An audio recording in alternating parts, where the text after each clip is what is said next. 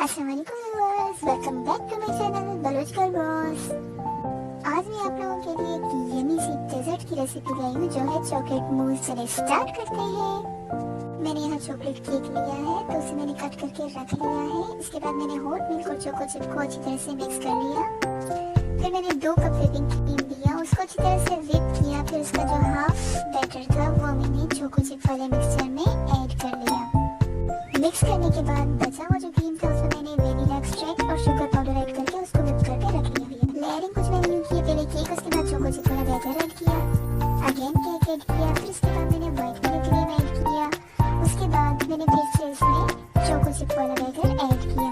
Parking bag में cream add करके मैंने इसकी डेकोरेशन की, आप जैसे चाहे कर सकते हैं। फिर मैंने टॉप पे चोको चिप ऐड किया है। It's ready. आप इसको 2 से 3 घंटे फ्रीजर में रख के सर्व कर सकते हैं। Don't forget to like, share and subscribe my channel. Thank you. Allah Hafiz.